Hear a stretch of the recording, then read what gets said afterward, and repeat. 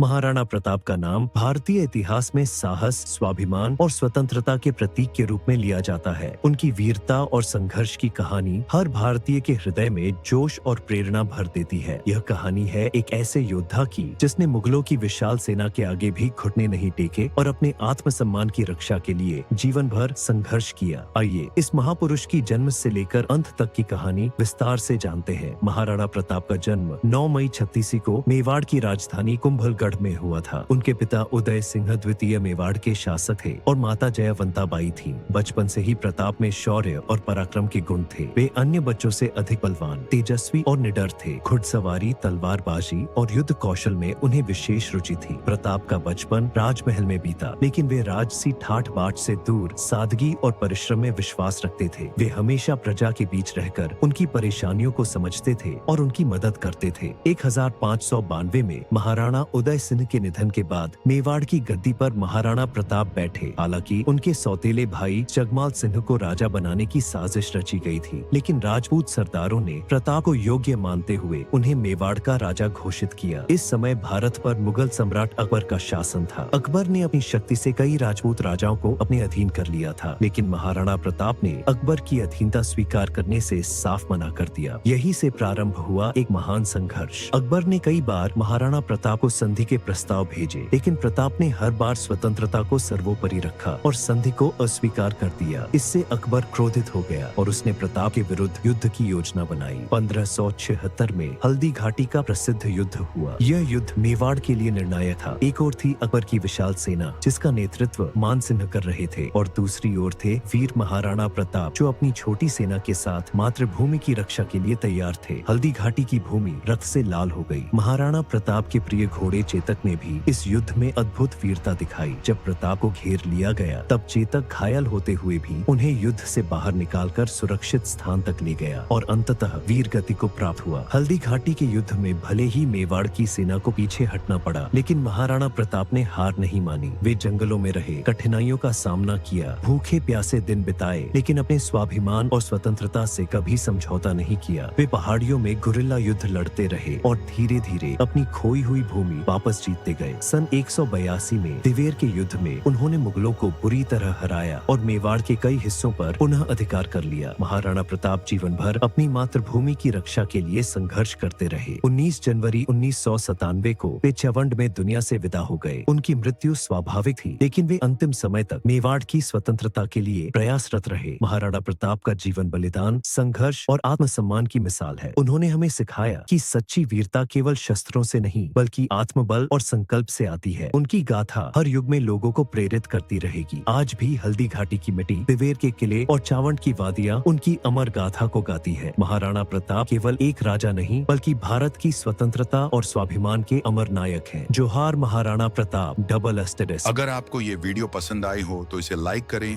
और नए अपडेट्स के लिए चैनल को सब्सक्राइब करना ना भूलें।